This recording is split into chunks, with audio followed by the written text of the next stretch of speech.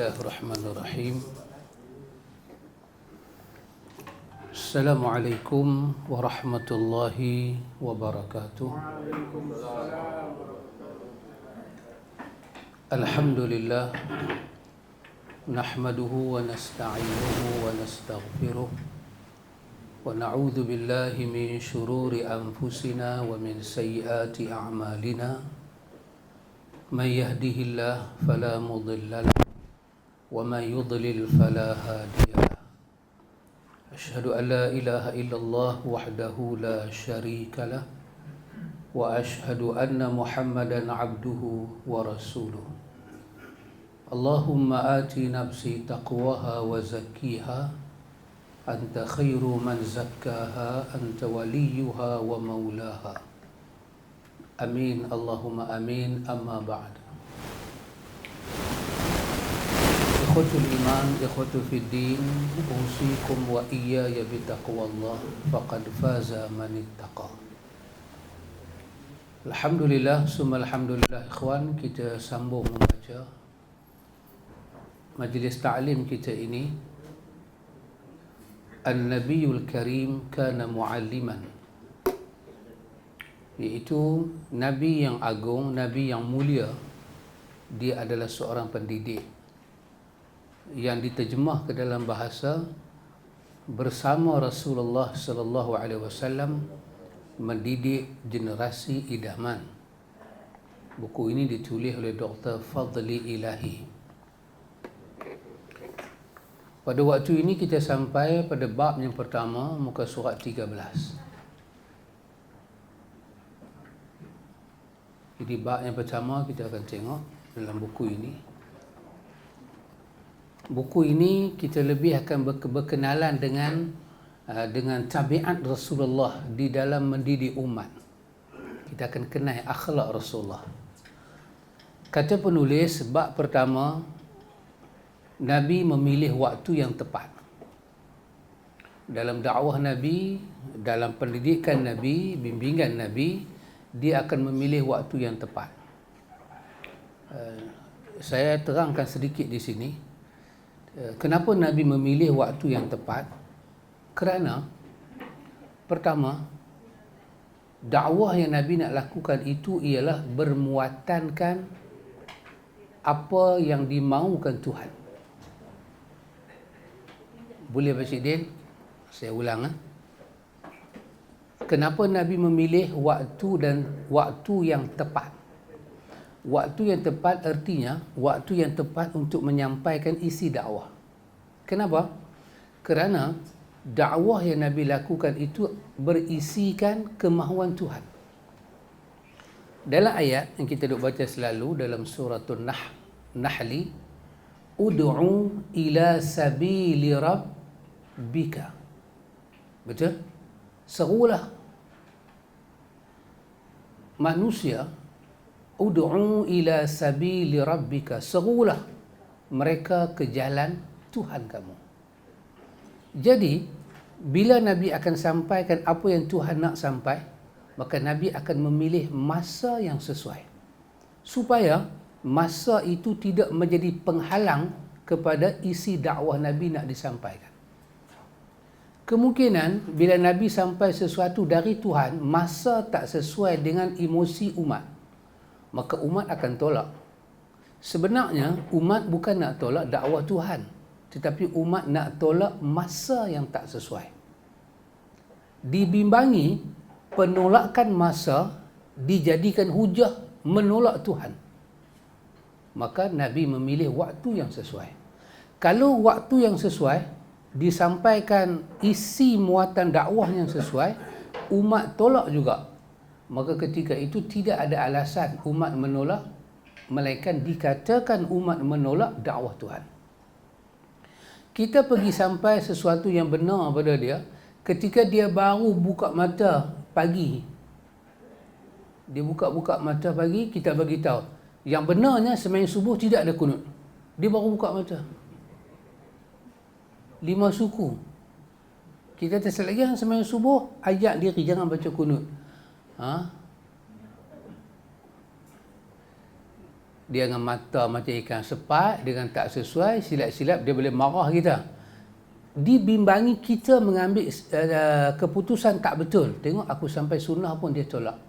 Sedangkan dia bukan tolak sunnah tu. Masa itu yang dia tolak. Ketepatan masa dalam menyampaikan kebenaran. Maka itu tak boleh kita jadikan alasan orang menolak kebenaran. Maka telah ada petunjuk daripada Nabi memilih waktu yang sesuai untuk menyampaikan risalah ilahi. Satu. Yang kedua, kenapa Nabi memilih waktu yang dikatakan tepat dan sesuai? Kerana ikhwan, untuk temukan jodoh ini, wahyu Tuhan dengan fitrah manusia. Kerana fitrah manusia tak akan tolak wahyu Tuhan. Jodoh tu nak bagi kena. Jadi disampaikan pada masa yang tepat, waktu yang sesuai. Nanti kita akan tengok waktu yang sesuai dan masa yang sesuai, apa yang disebut di dalam riwayat. Dia bukanlah Nabi yang atok masa tu, tidak. Nabi hanya tunjuk satu masa, ketepatan masa itu dia akan berubah mengikut perubahan kita. Zaman, masa, keletihan kita, kesibukan kita. Itu yang akan menentukan ketepatan dia. Kita yang programkan masa tu. Macam sekarang satu hari, daripada pagi tadi kita bangkit, sampai saat lagi kita nak tidur. Kita merasakan inilah waktu yang sesuai. Kita buka kitab pukul 12 tengah hari, pukul 8 pagi, kita rasa tak sesuai. Walaupun isi kitab tu betul. Maka akhirnya kita merasakan ini adalah waktu yang sesuai. Lepas maghrib kita satu kuliah, lepas isyak kita satu kuliah. Emosi kita, fitrah kita telah pun menerima fitrah itu, bahawa ini waktu yang sesuai. Maka itu di antara hikmah kenapa di dalam contoh yang Nabi tinggalkan ini, yang telah Nabi amal sendiri, memilih waktu yang tepat itu menjadi sunnah Nabi kita Muhammad. Baik, penulis kata, tercatat di dalam sirah Nabi SAW bahawa baginda tidak membatasi pengajaran pada waktu tertentu sahaja, tetapi baginda mengajar dan memberi pengarahan kapan pun hal itu diperlukan. Buktinya, di samping mengajar pada siang hari, baginda juga melakukannya pada malam hari. Semaklah beberapa hadis yang berikut ini serta huraiannya masing-masing. Penulis kata tidak ada ketetapan waktu yang Nabi tentukan. Belah siang ada Nabi sampaikan dakwah, belah malam ada Nabi sampaikan dakwah. Ingat tak lagi doa Nabi Nuh alaihi salam dalam surah Nuh, rayuan Nabi Nuh kepada Tuhan macam mana? Ada ingat? Nabi Nuh kata, da'autu qaumi lailan wa nahara falam yazidhum du'ai illa firara. Apa Nabi Nuh kata? Aku seru, aku ajak umat aku kepada Tuhan siang. Da'autu qaumi lailan wa nahara. Aku ajak mereka malam dan siang. Tengok. Nabi kita sama. Nabi mengajak kita sebelah siang dan Nabi juga mengajak sebelah malam. Cuma waktu tu Nabi tak tentukan. Kita memilih waktu yang sesuai. Kata dia, mari kita tengok 2-3 hadis ni. Satu, Nabi mengajar setelah solat Isyak. Nabi mengajar setelah solat Isyak. Imam Bukhari meriwayatkan daripada Abdullah bin Umar radhiyallahu anhuma, dia berkata, Salla binan Nabi sallallahu alaihi wasallam al-Isya fi akhir hayatihi. Falamma sallama qala ra'aitukum laylatakum hadhihi fa inna ra'sa mi'ati sanatin minha la yabqa mimman huwa ala zahril ardi ahadun. Terjemahannya, kata Abdullah bin Umar, Nabi bersabda, Nabi SAW, kata Abdullah bin Umar, mengerjakan solat Isyak bersama kami di akhir-akhir hayat beliau. So kejadian ini di akhir hayat Nabi. Nabi keluarkan hadis ni. Setelah salam sembahyang Isyak, Nabi bersabda, tahukah kalian tentang malam kalian ini? Sesungguhnya pada penghujung 100 tahun yang akan datang, tidak ada seorang pun di muka bumi ini pada malam ini yang masih hidup. Nabi kata. Ini dalam riwayat Bukhari. Dalam hadis ini kita mendapati Nabi SAW memberikan pengajaran dan pengarahan setelah menunaikan solat Isyak. Kerananya Imam Bukhari memasukkan hadis ini di dalam bab As-Samar, yakni obrolan malam seputar ilmu. Kita mengobrol, cakap malam, sembang-sembang malam. Mengetih. Oh, tambahan lah tu. Sebab dia kata seputar ilmu. Kalau ada mengetih. Kalau tidak ada ilmu, maka tak masuklah hadis ni. Mengetih minum, tapi tak ada bahasan ilmu, tak masuk lah. Macam kita sembang di Zubaidah ke, Jamal ke, Jalil ke, sembang, tapi tak ada ilmu, maka hadis ni tak ada jadi dalil lah. Sembang kosong lah. Nanti kena cari dalil lain lah. Kalau sama-sama sembang, masuk ilmu, maka di bawah hadis ni. Tentang kata as-samaru di atas, Al-Hafiz Ibnu Hajar berkata, as-samaru, demikian kata itu dilafazkan. Ada juga yang berpendapat bahawa penghafalan yang benar adalah as-samru. Sama ada bacaan dalam hadis samaru atau as-samru. Dengan asumsi kata ini adalah isim fi'il, kata kerja. Kata benda yang menunjukkan erti kata kerja, yang artinya obrolan, sembang pada malam hari sebelum tidur. Kalau as-samaru diukap bermakna tak tidur lagi, sembang. Itu kata Imam Ibnu Hajar Asqalani. Sama ada baca as-samaru ataupun as-samru, merujuk kepada tak tidur lagi. Tak tidur, tapi dia lepas Isyak tak tidur lagi, sembang. Maka itu pernah Nabi buat. Al-Alamah Al-Aini berkata, Al-Bukhari meriwayatkan bahawa Rasulullah SAW tidak menyukai tidur sebelum solat Isyak dan sembang setelahnya. Sebelum solat Isyak Nabi tak suka pergi tidur, dan lepas solat Isyak Nabi tak berapa suka sembang. Tetapi hadis ini, hal ini menunjukkan adanya larangan secara mutlak. Tetapi hadis di atas menunjukkan diperbolehkan sembang malam untuk membahas seputar ilmu dan kebaikan. Artinya, larangan tersebut, yakni sembang itu tidak berlaku secara mutlak. Lepas Isyak, berdasarkan hadis ini boleh sembang. Tapi sembang yang ada dua perkara, ilmu dan kebaikan. Mesyuarat ke, meeting ke. Maknanya kuliah kita lepas Isyak, boleh, tidak bid'ah lah. Tidak bid'ah. Sumber kita ni sahih, bukan tak sahih. Sumber kita ni sahih, hadis Bukhari. Sebab hari ni orang banyak mempertikaikan sumber, walaupun sumber tu sumber dia. Dia petikai sumber. Masya Allah. Itu satu hadis menunjukkan cara Nabi memilih waktu. Baik. Kita cuba tengok sedikit. Penulis kitab kita ni, ikhwan, dia bukan nak berbahas isi hadis ni. Dia nak berbahas suasana hadis. Dia bukan nak bincang apa yang Nabi sebut. Dia nak bincang momen. Boleh faham tak? Momen.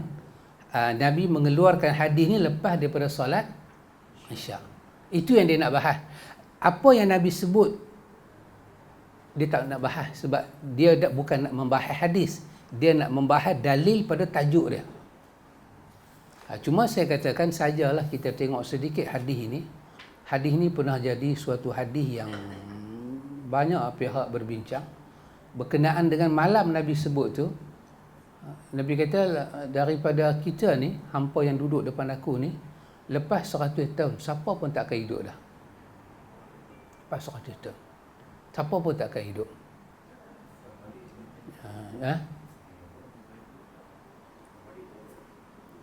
Anas bin Malik. Anas bin Malik. Tak, Nabi bukan menyebut umur. 100 tahun lebih tu umur Anas. Nabi sebut tahun. Selepas 100 tahun ni, katalah masa tu Anas katalah umur dia 12 tahun ke? Dah 100 tahun. Kita kira daripada hari tu bagi cukup 100 100 tahun. 112 Oh, dia wafat. Jadi tak ada siapa hidup 100 tahun. Boleh lah kita kata Nabi Khidir hidup. Tapi Nabi Khidir hidup tertakluk dengan Adi ni juga. 100 tahun juga takkan lebih. Katalah Nabi Khidir hidup masa Nabi cakap tu, maka lepas 100 tahun, dia takkan hidup dah. Tak ada siapa boleh hidup. Jadi dakwaan Nabi Khidir hidup tu berdasarkan hadis ni tak dapat diterima. Tetapi orang-orang yang menyatakan Nabi Khidir hidup, dia ada alasan dia. Pertama, Nabi Khidir tak terikat dengan zaman Nabi. Sebab dia hidup zaman atas tu. Dia tak terikat dengan zaman Nabi. Dan dia pula bukan umat Nabi. Yang terikat dengan hadis ni umat Nabi. Nabi Khidir, dia jumpa Nabi Musa. Tapi Nabi Khidir sendiri tak terikat dengan syariat Musa. Syariat Musa tak boleh bunuh orang, tapi dia boleh. Artinya Khidir ni satu keistimewaan Allah bagi kat dia. Dia asin. Dia Nabi asin, dia pembawa syariat asin. Jadi kalau hadis ni sahih sekalipun, Khidir tak masuk lah hadis ni. Sebab Khidir sebelum Musa hidup, berapa umur Khidir? Ini hujah-hujah dibawa oleh pihak yang kata Khidir masih hidup. Antara Khidir dengan Musa, siapa lebih tua? Khidir. Hari itu umur Khidir dah berapa? Musa dah wafat. Dan bukti kata Musa wafat, orang jumpa kubur Musa. Kubur Khidir mana? Takkan Khidir tak ada kubur? Kalau dia manusia biasa, takkan Allah tak pelihara dia? Takkan jasad dia dimakan binatang buah? Dia Nabi, dia Rasul, dia ada syariat. Maka tak dapatlah kita nak kata Khidir itu telah mati berdasarkan hadis ni. Sekadar hadis ni pun tak sebut kata Khidir itu masuk. Subhanallah. Itu hujah mereka. Dan yang kedua kata mereka, kalau Allah mahu. Inilah hujah yang paling dahsyat. Kalau Allah mahu. Kalau Allah mahu. Sebab ada dulu Allah cerita dalam Quran sendiri, kan? Tentang siapa? Nabi Uzair. Kan? Nabi Uzair tengok perkampungannya lusuh. Dia kata, mana Tuhan buat benda ni semua? Allah bagi Nabi Uzair lena 100 tahun. Dia bawa masa tu keldai dia, makanan dia rebah dia terlena. Lepas dia jaga, Allah kata fanzur ila ta'amika wa syarabika. Allah kata Uzair, tengoklah kepada makanan kau, minuman kau. Apa dia dah? Apa jadi? Dia kata tengok semua elok. Tapi Allah kata cuba tengok di keliling kau. Ada yang dah jadi bangkai, kat dia elok. Dia kata aku terlelap dalam setengah hari atau sehari. Allah kata tak. Kau lena 100 tahun. Bermakna itu apanya Allah mau. Bukan kata Uzair sampai kepada Ashabul Kahfi. 300 campur 9. Allah mau bertukar kerajaan, bertukar semua. Dia pun tak mati-mati. Dia pun tak mati, binatang dia pun tak mati. Jadi kalau Allah mau dekat Khidir, lebih-lebih lagi dalam suratul Kahfi Allah menggunakan perkataan kepada Khidir alaihi salam, min ladunna ilma. Allah bagi ilmu laduni kepada Khidir. Bukan bermakna Khidir tak mati, tapi masa mati belum sampai. Mungkin dia mati besok nak kiamat. Bukan menafikan matinya Khidir. Khidir akan mati. Sebab kullu nafsin za'iqatul maut. Tapi mendakwa Khidir dah mati belum cukup bukti. Belum cukup bukti. Jadi mereka masih berkeyakinan Nabi Khidir masih hidup. Itulah ya. Macam mana? Soalan Abang Syarif kata, penting sangatkah Nabi Khidir masih hidup? Baik. Kepada kita tak nampak kepentingan Nabi Khidir hidup. Sebab taklah sepenting Nabi Isa. Nabi Isa akan turun sebagai tanda kiamat. Kewujudan Nabi Khidir kalau dia hidup tak ada kena mengena pun dengan tanda-tanda kiamat. Tetapi kerana ni untuk mereka lah. Kerana Allah menyebut kepada Khidir itu ada ilmu laduni. Ilmu yang didapati tanpa belajar. Dan ini merupakan sistem peradaban wali-wali. Wali ada yang tak berguru. Ada yang mereka tak ada guru secara, macam kita ni lah talaqi. Macam mana mereka dapat? Mereka dapat laduni. Maka guru laduni itu siapa dia? Khidir alaihissalam. Maka dalam kes itu, pentinglah Khidir untuk hidup. Sebab kalau Khidir mati, ilmu ni akan mati. Dia sumber. Wali. Ada berapa wali? Wali jaga hujan. Wali jaga tu, wali jaga ni.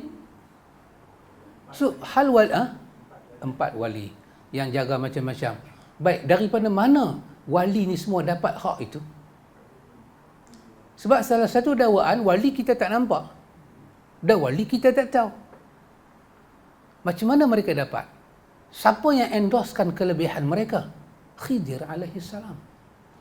Kerana itu tidak ada wali yang tak jumpa dengan Khidir alaihissalam. Yang nak membuka pintu tu, nak bagi kunci. Mereka dapat kunci boleh buka satu alam ke satu alam ke satu alam. Dalam Fatihah Allah kata Alhamdulillahi Rabbil Alamin. Allah adalah Rabb alam, kan, sekalian alam. Alam ni ada berapa? Alam ni ada hampir lebih daripada 100 lebih alam. Alam ni kita nampak dengan mata. Ada lagi alam kita tak nampak dengan mata. Semua tu di bawah Rabbul Alamin.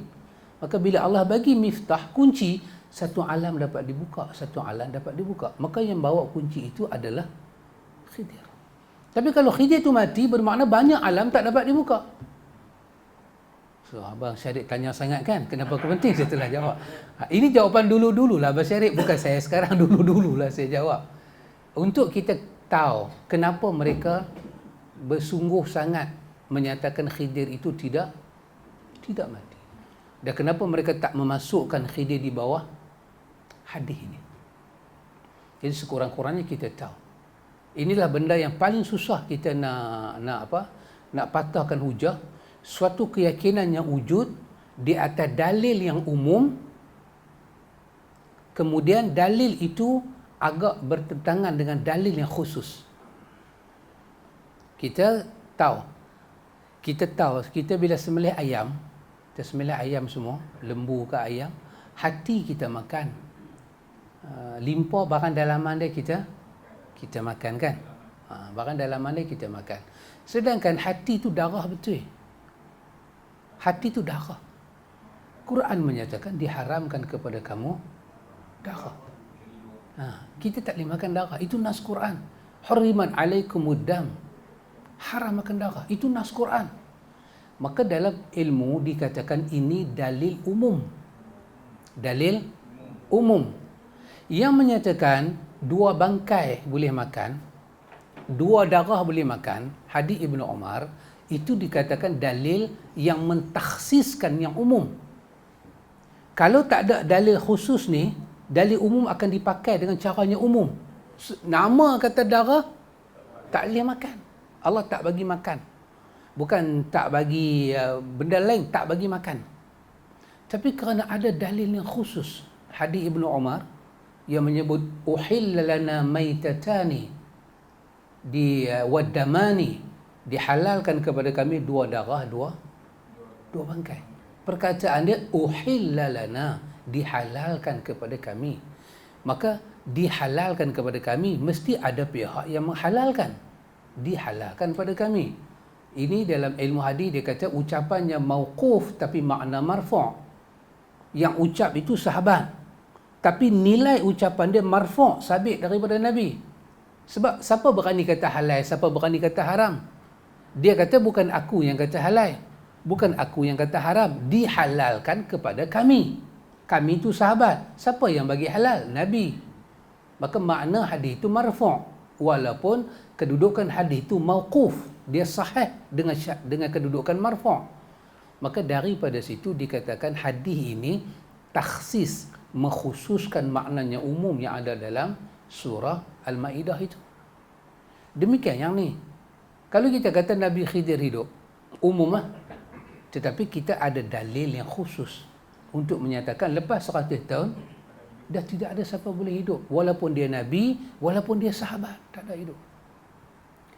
Maka adakah Nuh kita nak masuk dalam hadis ni 100 tahun, tapi Nabi Nuh umur hampir 900 tahun. Hadis ni keluar lepas Nabi Nuh dah wafat. Hadis ni keluar lepas Nabi Nuh. Nabi kita dengan Nabi Nuh hampir 5,000 tahun. Tak masuklah Nuh. Tapi Khidir ni dia juga sebelum daripada zaman Nabi. Kalaulah umur dia sepanjang tu pun, bila dia mai pada hadis ni, umur dia tak lebih dah. Tak lebih dah.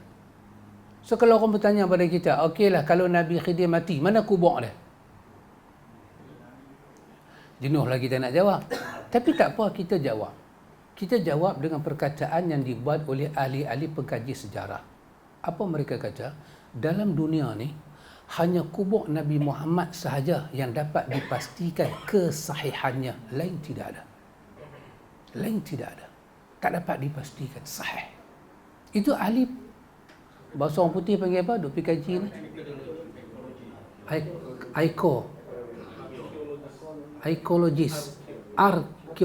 Ya. Itu saja. Sebab dia berdasarkan doa Nabi. Nabi minta Allah pelihara kubur dia daripada dijadikan tempat sembahan, tempat perayaan, dan Allah makbulkan doa dia. Kalau orang kata kami jumpa kubur Nabi Syuaib, panjang kubur Nabi Syuaib.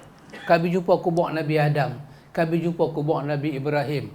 So kalau kita nak kata ya iyalah, tapi kalau kita nak meragukan dia pun tidak ada apa-apa. Ashabul Kahfi, kubur berapa orang dia? 7 orang tu. Kalau kita nak kata ya iyalah, kalau nak kata dak lah. Tapi kubur Nabi Muhammad, sampai pada peringkat ahli-ahli Yahudi ni cuba nak curi jasad Nabi. Kalau itu tak benar, dia nak curi buat apa? Kubur Nabi Musa dia tak curi, kubur Nabi Nuh tak ada istilah curi, kubur Nabi kita dia nak curi. Subhanallah, kan dia cuba korek. Berlaku di zaman Mahmud Zinki sekali berlaku. Jadi sajalah saya kata hadis ini telah bagi tahu lepas 100 tahun Nabi kata siapa yang hidup pada malam ni tak ada siapa akan menyawa lagi dah, semuanya akan meninggal. Baik. Jadi penulis kita nak abang kata hadis itu jadi hujah Nabi memilih waktu yang sesuai. Baik. Yang kedua, Nabi mengajar separuh malam. Nabi pernah memilih satu waktu mengajar separuh malam. Panjang. Kuliah Nabi jadi panjang Cik Din.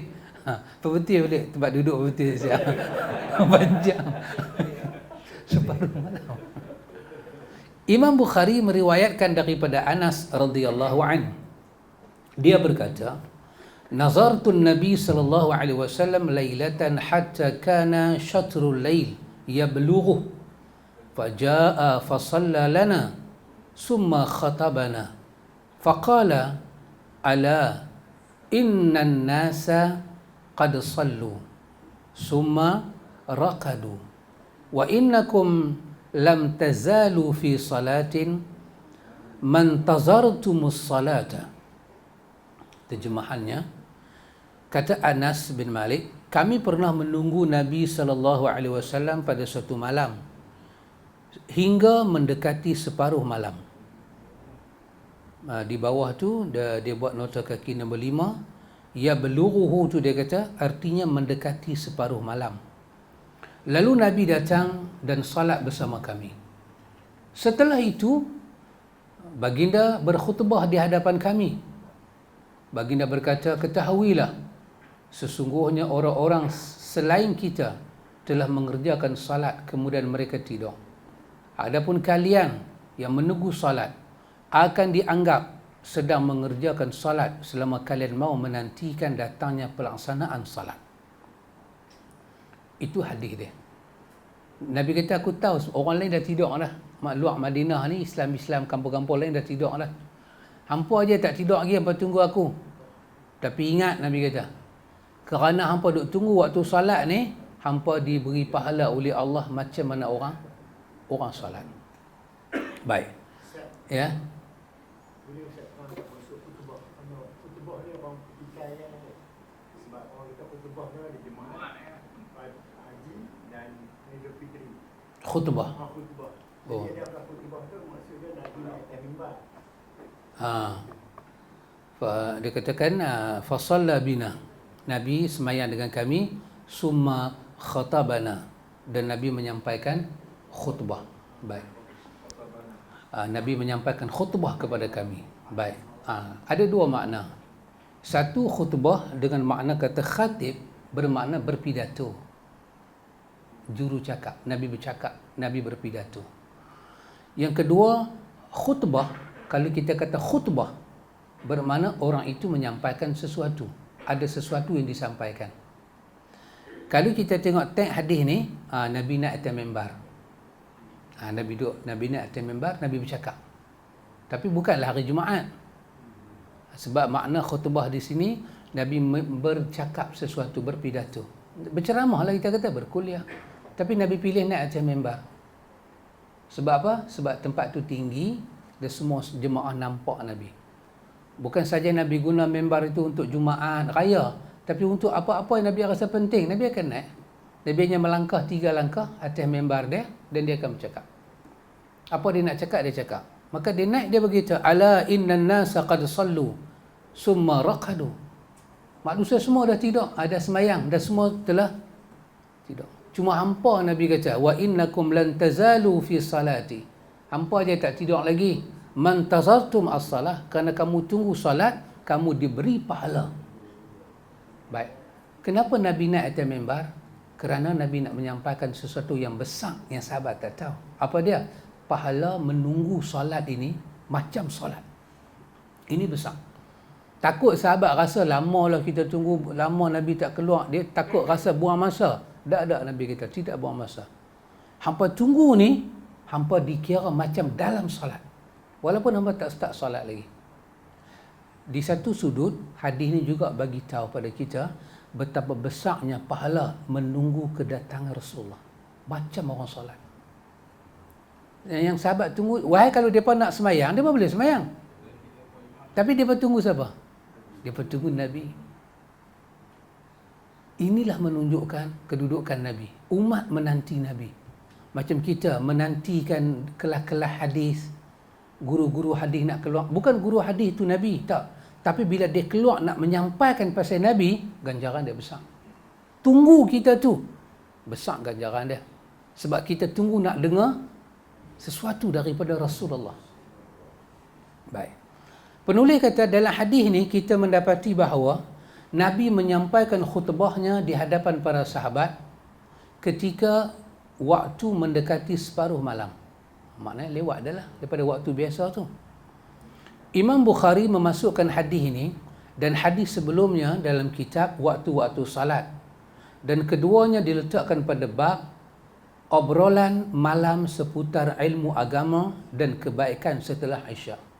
Imam Bukhari kedua-dua hadis ini dia letak dalam satu bab, iaitu bersembang lepas daripada waktu sepatutnya sembahyang Isyak. Al-Allamah Aini menjelaskan faedah yang dapat diambil dari kedua hadis di atas. Sesungguhnya sembang yang dilarang setelah Isyak adalah sembang tentang sesuatu yang tidak memberi manfaat. Ibnu Sirim Al-Qasim dan murid-muridnya selalu membincangkan masalah-masalah kebaikan setelah Isyak. Ini ditulis di dalam, dia kata dalam Umdatul Qari. Umdatul Qari nama kitab. Dia juga satu daripada kitab yang menjadi syarah kepada Sahih Bukhari. Ditulis Al-Aini. Maka di samping kita ada Fathul Bari, kita juga membaca Umdatul Qari. Dia adalah syarah kepada Sahih Bukhari. Jadi maknanya sembang lepas Isyak itu tidaklah secara mutlak dimakruhkan. Ada manfaat, silakan. Boleh apa man? Boleh. Yang ketiga, mengajak setelah bangun tidur pada malam hari. Ni pula beza sikit. Ni pula lepas Isya tidur Ustaz.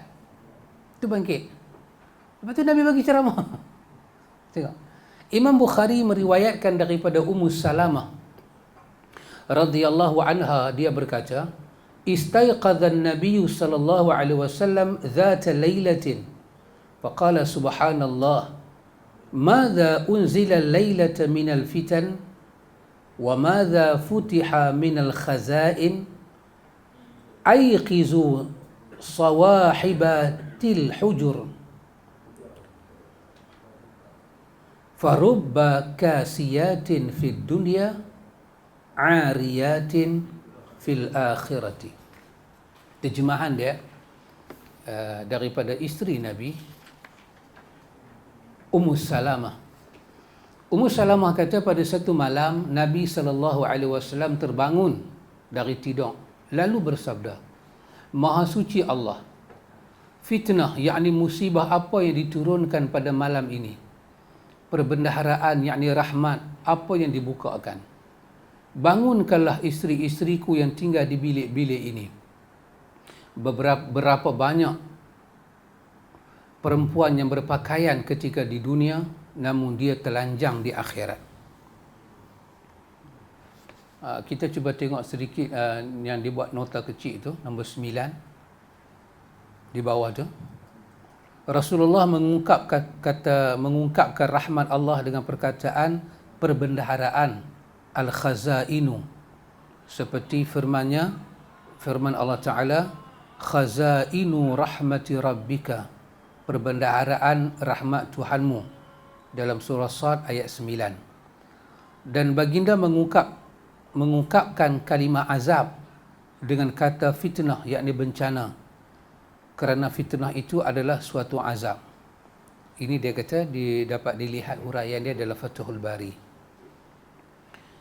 Kemudian nombor 10 tu dia buat nota kaki, dalam hadis disebut sawahibatil hujur, yakni para penghuni bilik. Kata hak pada perkataan hujar itu ataupun hujur dibaca dengan dhammah, sedangkan huruf jim dibaca dengan fathah. Kata ini merupakan bentuk kata jamak dari kata hujratun yang bererti kamar. Maksud di sini adalah bilik-bilik isteri-isteri Nabi sallallahu alaihi wasallam. Baik. Nabi tidur di rumah Ummu Salamah. Tidur lena, bangkit malam terjaga. Maka Nabi kata subhanallah. Nabi kata madza unzila lailah minal fitan. Nabi kata subhanallah, pada malam ini telah diturunkan fitnah-fitnah. Fitan juga dibaca dengan plural daripada fitnah, ujian. Maka satu daripada ujian Nabi kata Allah berturun di waktu malam ni. Nabi kata maza futiha minal khazain, apakah? Nabi kata apa ni? Telah dibuka segala pintu khazain. Pintu khazain itu disebut dalam surah Sad ayat ke-9, iaitu rahmat Tuhan. Ini nama dia kelebihan malam. Allah turunkan rahmat dia. Di samping Allah turun sendiri sepertiga malam, rahmat juga turun pada waktu malam. Pasal itu kita diminta bangkit, minta pada doa Tuhan tengah-tengah malam ni nak minta apa. Kerana pada waktu malam dibuka, futihah, dibuka, dibelah langit, khazain Tuhan, rahmat Tuhan tu turun. Di atas itu Nabi kata geraklah isteri-isteri aku. Nabi kata Ummu Salamah gerak yang lain, supaya dia berbangkit semayang minta doa. Nabi kata berapa banyak wanita yang di dunia ini berpakaian dan di hari akhirat mereka dalam keadaan tidak berpakaian. Kenapa? Kerana mereka memilih fitan daripada khazain. Fitnah, azab. Dalam dunia ini penuh dengan fitnah. Akhirnya mereka tak minta tolong pada Allah pada waktu malam. Tak minta tolong. Maka mereka hidup dengan fitnah di siang hari. Maka siapa-siapa tak memohon perlindungan daripada fitnah pada waktu malam, dia termasuk dalam fitnah di siang hari. Tengok dalam surah Muzammil, Allah cerita tentang sembahyang malam macam mana.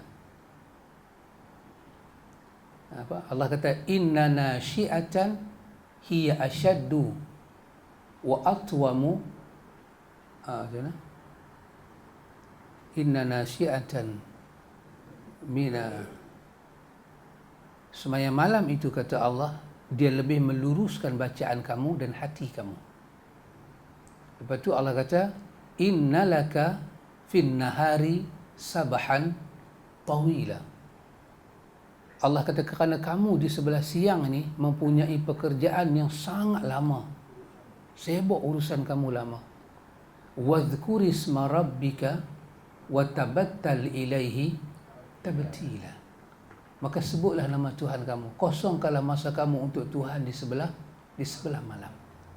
Tengok kekuatan memohon pada Allah di tengah malam tu, dia membantu hidup kita di siang hari. Wasbir ala ma yaqulun. Allah kata sabarlah apa orang kata kat engkau ni. Wahjurhum hajran jamila. Maka kau tinggalkanlah mereka, hajarlah mereka. Tak usah bercampurlah dengan mereka dengan akhlak yang baik, dengan hajar yang baik. Tak usah bercampur. Bila orang kata orang tu banyak mendownkan kita, jangan campur dengan dia. Nanti dia akan bagi rosak jiwa kita. Tapi hajran jamilah, tinggalkan dia dengan jamilah, dengan akhlak yang baik. Maka penulis kata hadis ini menjadi kepada kita tentang Nabi pernah mengajak juga isteri-isteri dia lepas daripada tidur. Kadang-kadang mungkinlah time ni kita musafir ke, kita apa ke, kita perlu bagi tahu sesuatu pada jemaah yang hadir. Kita pergi merantau tempat orang ke, maka tak salah kerana telah ada akhlak Nabi demikian. Kemudian penulis kata yang akhir dalam bab ini, Nabi mengajak setelah berlalunya 2/3 malam. Imam Tirmizi meriwayatkan daripada Ubay bin Ka'ab radhiyallahu anhu, dia berkata, siapa Ubay bin Ka'ab? Penulis wahyu lagi. Dia sahabat Nabi lagi yang biasa-biasa kita dengar. Sayyidina Umar bagi jawatan apa kat dia? Imam sembahyang tarawih. Ubay bin Ka'ab, imam sembahyang tarawih. Dan surah lam yakunil lazina kafaru turun, Jibril sebut nama dia. Jibril kata, Rasulullah pergi baca surah ni kepada Ubay bin Ka'ab. Maka Ubay kata kat Nabi, ya Rasulullah, Jibril sebut nama aku. Nabi kata, Jibril sebut nama hang dan suruh baca kat hang. Allahu Akbar. Dia tak makan, dia tak minum hari tu, dia kenyang. Subhanallah. Tiba-tiba Syiah kutuk sahabat Nabi, buang sahabat Nabi, nama yang disebut oleh malaikat Jibril.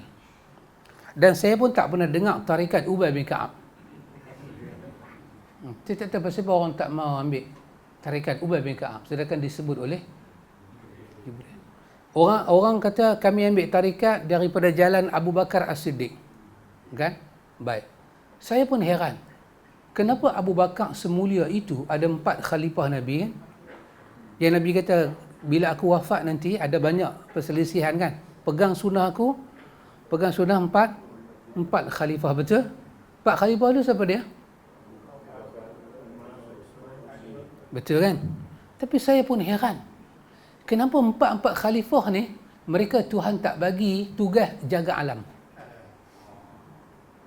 Kut Umar dipanggil Umar Kutub, Abu Bakar dipanggil Abdal, Osman dipanggil Ghaus. Kan? Dia jaga hujan. Tak ada. Tapi yang jaga hujan ni Tok Wali tak tahu mai kat mana. Bin pun tak tahu, binti pun tak tahu. Pelik. Tapi tarikat itu ikut Abu Bakar. Tapi Abu Bakar tak ada kedudukan. Orang lain yang jaga alam. Orang lain jaga tu, jaga ni 4 penjuru alam dijaga oleh 4 wali. Sedangkan Abu Bakar tak jaga apa. Dia matilah lagu tu. Subhanallah. Inilah satu benda yang buang masa lah ikhwan. Dan nanti kita susah di akhirat dengan benda-benda tak nak kena mengena dengan kita. Tak sampai pun ke Tuhan. Kata Ubay bin Ka'ab, kana Rasulullah sallallahu alaihi wasallam idza zahaba thuluthal lail qama faqala ya ayyuhan nas uzkurullah Ja'atir rajifatu tatba'uha radifah. Ja'al mautu bima fihi. Ja'al mautu bima fihi. Terjemahan dia, kata Ubay bin Ka'ab, ketika 2/3 malam berlalu, Rasulullah sallallahu alaihi wasallam bangkit lalu bersabda, "Wahai umat manusia, ingatlah kepada Allah, ingatlah kepada Allah. Tiupan pertama yang menggoncangkan alam benar-benar hampir tiba. Lalu diiringi dengan tiupan kedua. Kematian benar-benar hampir datang dengan segala yang mengiringinya. Kemudian benar-benar hampir datang dengan segala yang mengiringinya." Kita tengok nota nombor 14 tu. Tiupan pertama menyebabkan semua makhluk meninggal, sedangkan tiupan kedua menyebabkan mereka dihidupkan kembali. Secara bahasa, kata ar-rajfu bermakna gerakan ataupun goncangan. Itu Nabi guna perkataan ja'atir rajifatu. Akan datang, Nabi kata, suatu goncangan. Penulis buat nombor 15. Dia kata hadis ni dalam At-Tirmizi, dan dia sebut bab dia, dan dia sebut hadis ke berapa, dan dia kata hadis ni adalah hadis yang hasan, dan tetapi Imam Al-Hakim menyatakan hadis ni adalah hadis yang sahih. Kemudian Syekh Nasaruddin Albani juga menyatakan hadis ni hadis yang hasan. Baik, hadis ini menunjukkan bahawa Nabi SAW pernah memberikan pengarahan dan bimbingan setelah berlalunya 2/3 malam. Rohku, ayahku dan ibuku sebagai tebusan beliau. Begitu antunsianya Nabi SAW dalam mengarahkan dan mendidik umat. Penulis kata, demi mak aku, demi roh bapa aku. Begitulah Nabi dalam memberi bimbingan pada umat. Walaupun tengah malam dia bimbing umat dia. Bangkit, dia kata, bangkit, jangan tidur sampai lena. Orang putih kata tidur 8 jam. Kita duduk dengan Syekh, kita tidur 2 jam, Syekh kuih kaki kita. Dia kata, hang tidur lama. Tengok-tengok, tidur pukul 2, lalu pukul 4. Dia kata, lama. Lama, tak cukup. Dekat kita tak cukup tidur. Dia kata, hang tidur lama. Dunia ni tak lama, dia kata. Bangkit semayang. Subhanallah. Lepas tu 5 kali, 6 kali tidur dengan Syekh. Lepas tu orang tak mahu tidur lah Syekh. Balik asrama tidur. Tidur dengan Ustaz Allah lagi senang. Kita yang gerak dia lagi puas hati. Tidur dengan Syekh memang tak lena betul. Kita sembang malam-malam tidur. Dia suruh bangkit ke 3 ke 4. Mana boleh nak bangkit. Tapi Nabi bangkit, begitulah. Semoga Allah membalasi Nabi dengan sebaik-baik balasan dan menjadikan kita semua sebagai orang-orang yang menempuh jalan beliau.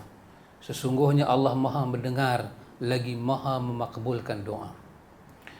Kata penulis, dalam hadis ini kita mendapati bahawa Nabi mengulang-ulangi sabdanya dengan perkataan ingatlah kepada Allah, dan kematian benar-benar hampir datang dengan segala yang mengiringinya. Subhanallah. Nabi tengah thuluthul lail, sepertiga malam yang berlalu tu, yang kata Tuhan turun ke langit dunia, time tu Nabi bangkit. Nabi kata sungguh nak mati. Nabi kata ingat pada Allah, mati tu akan datang. Dan bila Nabi tu mati tu datang saja mati, akan iringlah di belakang mati tu apa yang menjadi pengiring dia. Bila mati saja jumpa malaikat maut, akan datanglah pertanyaan, sama ada azab kubur, himpitan kubur, nikmat dalam kubur, semua itu mengiringi kematian. Datang kematian, semua itu akan ikut. Nabi kata, jangan kamu lupa, Nabi kata ja'atil maut bima fiha. Datang mati, apa yang menjadi kembang kepada mati, apa yang menjadi iringan kepada mati, hantaran kepada mati, dia akan datang. Ikhwan, takat ni kita jumpa bab yang pertama, bagaimana kekasih Allah memilih waktu yang tepat kerana nak menyampaikan isi muatan wahyu. So ikhwan, menjadi sunnah kepada kita tengok benda itu, supaya kita tak menjadi punca orang tolak kebenaran. Dan kita tak menghukum orang tolak kebenaran kerana kita silap pilih time, pilih masa. Katalah time dia nak makan, kita bercakap dengan dia. Tak tahulah mood dia lagu mana. Kita nak tegur dia. Macam kita duk makan, kawan-kawan kita duk jual barang tu mai time tu. Kan? Kita bukanlah nak tolak jualan itu. Tapi kita rasa time kita makan tu, bukan kata orang kita masuk kedai makan, kucing mai kaki pun kita rasa, apa tuan kedai ni? Kita rasa macam tak sesuai. Bila tak sesuai, kita mula berakhlak dengan akhlak yang kurang baik. Kita tak apa suka, kita buat muka, kita macam tak layan dia. Sedangkan dia menerjah pada time yang agak kurang sesuai. Jadi itulah kepentingan dakwah. Ikhwan, kita syukur pada Allah kerana Allah bagi kita berkenalan dengan dakwah Rasulullah. Lepas ni kita masuk bab yang kedua. Bab Nabi memilih tempat yang tepat pula. Tempat pun main peranan. Tengok. Dia tinggal pada kita sunnah. Saya membawa kita ke belakang sikit pelajaran kita yang silam tentang seorang manusia yang dia menolak anugerah Allah ketika Allah bagi dia berkenalan dengan Nabi. Ingat tak lagi? Dalam kuliah kita yang sebelum ni. Dia jemput Nabi mai ke nuri rumah dia. Betul? Tu Nabi bagi syarat kat dia. Dia kata kalau aku mai bakal ke nuri rumah hang, aku nak satu benda. Hang masuk Islam dia. Telah menjadi adat orang Arab menjaga hati tetamu.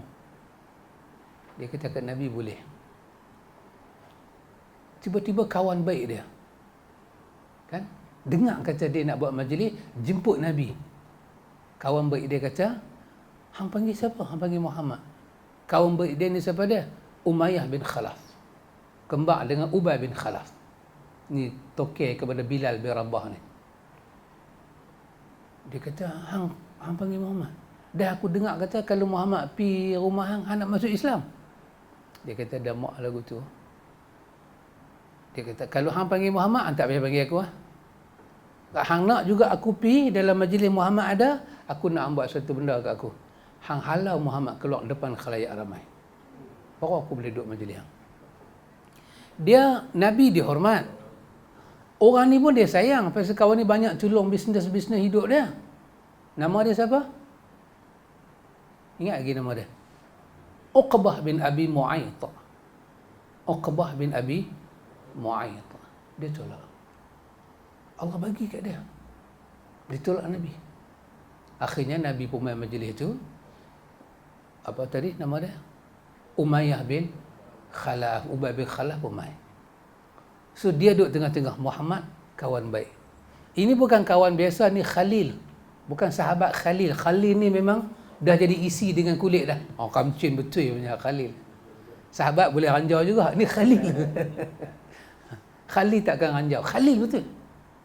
Pasal tu Allah kata Muhammad dengan Allah ni Khalil. Ibrahim Khalil. Muhammad tu Khalil. Maka akhirnya dia memilih Umayyah bin Khalaf dan Ubay bin Khalaf. Apa dia buat? Tengah Nabi nak jamah makanan dia, dia kata, Muhammad, keluarlah daripada rumah aku. Tak ada riwayat menyebut dia ludah ke bawah. Dia halau Nabi keluar. Dia halau. Gamak dia. Setelah keterangan itu datang. Bestnya Allah rakamkan kisah ini dalam suratul Furqan. Pada ayat berapa? 25, 26, 27. Bestnya Allah rakam. Bila Allah rakam, Allah buat dua benda yang istimewa. Satu, Allah tak sebut nama dia dan tak sebut nama kawan dia. Dekat dia, Allah guna perkataan Az-Zalimu. Dekat dia. Dia tu siapa dia? Uqbah bin Abi Mu'ayth. Kawan dia, Allah guna perkataan Fulanan. Dekat Nabi, Allah guna perkataan Az-Zikr. Peringatan.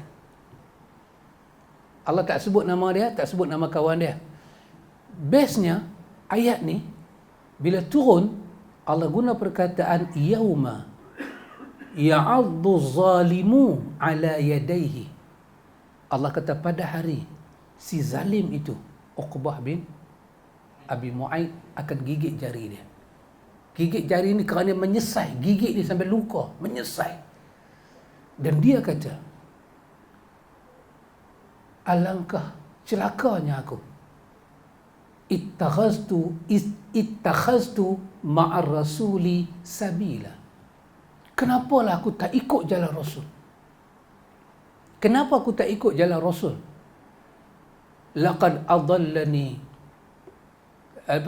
Pertama dia sebut dia menyesal kerana tak ikut jalan Rasul. Lepas tu dia sebut kesalahan yang kedua, kenapalah aku pergi mengambil fulan sebagai khalil. Menyesal dia kawan-kawan tu. Menyesal dia tak ikut jalan Nabi. Lepas tu baru dia sebut sebab selesai dia. Laqad adallani an zikri ba'da izja'ani. Kenapa menyesal? Kerana mereka ini menyesatkan aku daripada peringatan Tuhan setelah datang pada aku. Dahsyat. Di hari akhirat, kawan-kawan yang menyebabkan kita tak ikut Nabi ni, kita sumpah serana. Kita maki, kita kutuk, kita laknat. Dan kita melaknat diri kita kerana kebenaran tu datang. Dan bila Nabi duduk depan dia, itu sebuah kebenaran. Sayang ikhwan, kalau Allah dedahkan kepada kita kebenaran, tiba-tiba kita tolak kebenaran. Dan Nabi sebut apa pada orang tolak kebenaran ni? Sombong. Tak usah main lah dengan pakaian apa pun. Pakai gamis ke, pakai abaya ke, pakai selendang ke, pakai serban ke. Kalau tolak sunnah Nabi, Nabi sebut sebagai sombong. Tolak kebenaran dan menghina manusia. Nada kita hina orang, pelekeh orang. Dekat kita orang panggil ustaz, dekat orang kita panggil nama. Dahsyat, hina orang, hina habis orang tu. Subhanallah ikhwan. Bila datang kebenaran kita tolak, kita manusia paling rugi. Apa yang kita nak bertahan? Orang ni nak bertahan kawan, nak bertahan Nabi. Pakcik, Pak Din tak pelik. Kita menyuruh manusia ikut sunnah Nabi. Dalamnya ada zikirullah, ada solat. Saya tanya, solat apa yang Nabi tak sembahyang? Kita kata kita ikut tarikat ni bawa saya dekat diri dengan Tuhan. Kita tanya, sunnah Nabi ni tak mana tak dekat diri dengan Tuhan? Saya ikut tarikat ni, dia banyak ajak saya zikir. Kita tanya, zikir sunnah Nabi mana yang tak ada zikir? Tak, saya ikut tarikat ni, guru saya ni sampai dia sampai makam jumpa Jibril. Nabi mana tak jumpa Jibril? Tak mana? Nabi Muhammad tak bersyarat dengan Nabi dulu. Mungkin malam Isra Nabi jumpa semua Nabi. Ke mana yang tak kena? Dan kita kena tinggal sunnah. Kenapa ikut? Yang jalan kita ikut tu pula hari ni dunia pertikai. Dunia pertikai. Tarikat kita dunia pertikai, orang nak cari balik kesahihan dia, makin kita cari, Allah tunjuk kesamaran dia. Yang kesamaran tu mai ke pihak kita, kita nak pertahan pun kita dah jadi tak boleh bertahan. Melainkan kita kena buat macam-macam. Takkah ini sesuatu benda yang merugikan akhirat kita, ikhwan? Nak masuk dalam kubur, orang nak rehat masuk dalam kubur, kita tak perlu pun. Pasal itu dah cukup dah sunnah ni. Kerana kita tak didedah kemuliaan sunnah, kehebatan sunnah, kerana itulah umat tergoda dengan keliling kelalang ni. Tak tahu apa. Tak tahu. Apa kelebihan zikir-zikir tak mai daripada Nabi. Dan apa kelebihan guru kita. Macam Abang Syarif tanya tadi. Apa kelebihan Nabi Khidir kalau dia hidup pun? Kan? Kalau Nabi Musa, at least ada keterangan. Nabi Khidir. Dan kalau dia hidup pun, apa kena mengena dengan kita? Dia Nabi yang kita terima dia Nabi. Tak ada hubungan pun. Dia nak ajak semayang kan, nak ajak apa, tak. Semua daripada Nabi. Bukan kata Khidir, Nabi yang paling besar umat dia Musa. Kalau Musa datang dengan Taurat, kamu ikut Musa, kamu tinggal aku dengan Quran, kamu akan sesat. Kalau ikut Musa dengan Taurat, Musa tu kalamullah, pun sesat tinggal Nabi. Ni kita pergi ikut mana-mana syekh yang kita yang pergi sandang kelebihan tu dekat dia. Tak ada kelebihan pun. Syekh kita dengan ustaz-ustaz biasa ni serupa je. Kita pergi sandang kelebihan dekat dia. Kita letak bintang bukan punya bintang. Kita ambil bintang di langit, buh kat dia, hilang bintang langit. Kita angkat. Lepas tu kita tak boleh keluar daripada zon yang kita buat. Bila orang tanya tentang hadis, satu hadis kita tak boleh berkeluar. Sedangkan hadis itu petunjuk. Quran itu adalah petunjuk. Tak boleh berkeluar. Kita punya hujah kena pelekeh orang. Pelekeh orang. Kita punya hujah nak kena angkat pihak kita, pelekeh orang. Tak ada satu ayat Quran. Tak ada satu sumber. Subhanallah ikhwan. Saya harap umat makin dapat melihat di mana sunnah punya mulia, di mana jalannya dibikin-bikin. Tidak ada kelebihan. Nak zikir, zikir pagi petang dah cukup dah. Lebih daripada cukup. Kata Syekhul Islam Ibn Taymiyah, lepas solat kita boleh wirid dengan solat apa punya wirid tu, 33 semua tu. Lepas tu belah pagi kita boleh zikir dengan zikir pagi. Belah petang kita boleh zikir dengan petang. Dan semua yang Nabi bawa kita boleh buat. Ibn Taymiyah kata kita telah masuk dalam ayat itu. Ya ayyuhalladzina amanu zkurullaha zikran katsira. Wahai orang yang beriman, berzikirlah kamu kepada Allah dengan zikir yang banyak. Kita dah masuk dalam ayat itu. Bukan zikir yang banyak ni kita pergi reka. Reka masa, reka tempat, reka jumlah. Dah. Zikir dengan apa yang Nabi ajak ni, kita dah masuk. Berzikir kepada Allah dengan sebanyak-banyaknya. Kita ikhwan, kalau kita mau muhasabah diri, kita lepas semayang pun kita tak zikir tepat. Tak habis lagi. Istighfar 3 kali kita buat. Kita ambil maghrib dengan subuh. Lepas maghrib, lepas subuh. Lepas daripada istighfar, Allahumma antas salam. Lepas Allahumma antas salam, la ilaha illallah wahdahu la syarikalah 10 kali. Betul? Lepas tu, la ilaha illallah wahdahu la syarikalah sampai habis. Allahumma la mani'a lima a'taita wa la mu'tiya lima mana'ta wa la yanfa'u dzal jaddi minkal jadd sekali. Lepas tu la ilaha illallah wahdahu la syarikalah sampai habis. Wa la haula wa la quwwata illa billah. La ilaha illallah wa la na'budu illa iyyah. Lahu ni'matu wa lahul fadlu wa lahul fadlul hasan. La ilaha illallah wahdahu La ilaha illallah wa la na'budu illa iyyah. Sampai habis sekali. Lepas tu ayatul kursi. Lepas tu zikir 33, 34. Lepas tu doa. Allahumma inni as'aluka ilman nafi'ah wa rizqan wa amalan taqabbal. 3 waktunya lain, Zuhur, Asar, Isya. Astaghfirullah 3. Allahumma antas salam. La ilaha illallah yang 10 tu tak ada. Terus Allahumma la mani'a lima a'taita. Terus yang kedua ayatul kursi, zikir saja. Itu saja kita buat. Kalau kita lepas semayang istighfar 3 kali, Allahumma antas salam, terus subhanallah. Kita tinggal ayatul kursi. Bermakna kita punya wirid tidak sempurna. Kita tak akan dapat fadilat sempurna tu. Kita ikhwan di dis ni, kita didik diri kita. Ada kelas ke tak ada kelas, zikir bagi cukup.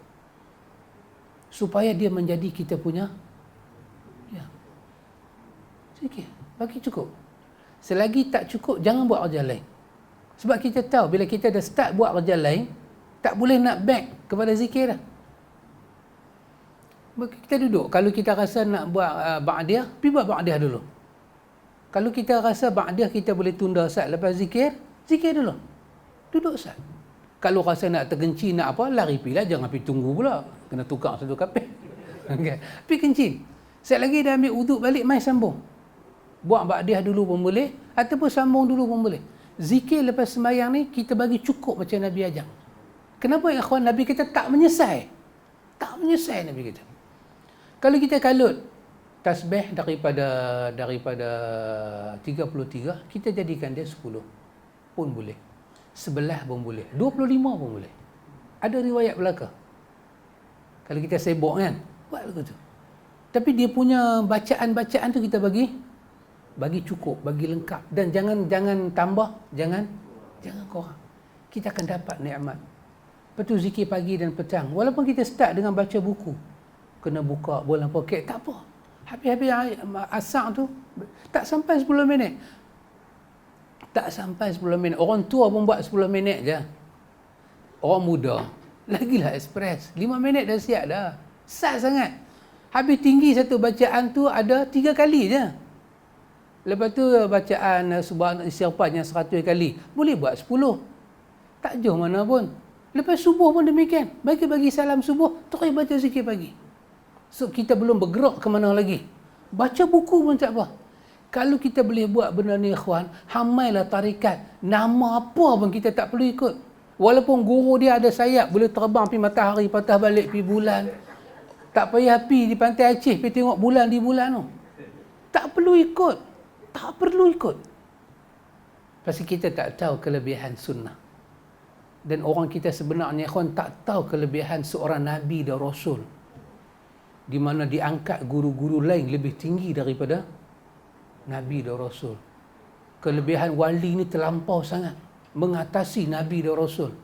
Wali Alam Melayu saya baca dalam 7 Wali Alam Melayu. Anda beli buku tu. Nama buku tu 7 Wali Alam Melayu. Ada wali duduk di tanah Melayu nak gunting rambut. Nak gunting rambut. Dia tinggal set kedai gunting. Dia pergi. Tu dia main balik. Dia bertanya kat dia, Tok Guru pergi mana? Dia kata pergi di Mekah. Mekah ada kebakaran. Dia pergi tolong padam api. Tulis. Dan kisah tu ditulis dalam 7 buku Alam Melayu dan dicerita pada orang kemampuan wali kita. Ikhwan, seorang Nabi tak ada kemampuan tu. Tak ada. Tak ada. Teruk. Orang perang balik sana. Kalau Jibril tak mihabak ke Nabi, Nabi tak tahu. Mereka ada kelebihan sedangkan mereka bukan Nabi, bukan Rasul. Dia panggil orang main buat bendang dia kot. Lepas tu dia masuk ke semak, pergi ke semak hutan, keluar korma 1 talang. Tak ke depa, bagi depa makan. Kata Tok Guru dapat korma mana? Dia kata beli kat bazar Mekah. Ya subhanallah ikhwan. Akhirnya kelebihan Nabi tu down. Akhirnya mereka ambil Quran yang menyebut wali ada. Betul Quran sebut wali ada, tapi mereka olah dengan makna mereka. Tapi mereka sandar kepada nas Quran. Hadis sebut wali ada, depa olah dengan cara depa sandar kepada sana. Akhirnya orang terperangkap dalam menerima. Akhirnya bila kata sunnah ni tak besar. Bila kata amalan ni amalan untuk wali, berebut nak ambil. Lepas tu nak ambil pula ada cara. Ada zikir. Ada bacaan dia. Subhanallah ikhwan. Hidup Nabi 23 tahun berperang, berjuang mengangkat agama. Tok Wali tak buat seorang pun. Nabi perang Badar patah gigi. Menangis. Ada Uhud patah gigi. Dalam Badar air mata Nabi sampai keluar. Tok Wali kita digambarkan berinteraksi dengan British. Hanya sengitkan kepiah. Armada British sengit. Digambarkan begitu. Dan yang bercerita hal seperti ini adalah orang agama. Jadi siapa tak terpengaruh? Siapa tak terpengaruh? Dan demikianlah Abu Bakar dengan kehidupan dia, Umar dengan kehidupan mereka, berperang pun terpaksa memilih hulu balang perang. Bila dia tengok orang ni ada, dia kena pecat lantik orang ni. Umar pernah lantik 1/5 perang, orang sebut, oh sahabat ni ada, tak kalah kita. Umar tukar. Tak mau dengar lagu ni semua. Tak tukar. Apa ni semua? Kita subhanallah. Akhirnya hidup kita ni tak perlu sandar kepada Quran dan Sunnah. Ibadat ni jalanlah. Subhanallah. Akhirnya kita berjalan kepada satu jalan buntu. Akhirnya kita tak boleh jawab apa yang kita buat. Dan Quran kata jangan ikut apa yang kita tidak ada ilmu. InsyaAllah panjang umur sihat badan, kita sambung balik. Subhanakallahumma wa bihamdika asyhadu an la ilaha illa anta astaghfiruka wa atubu ilaih. Wassallallahu ala nabi Muhammad walhamdulillahirabbil alamin.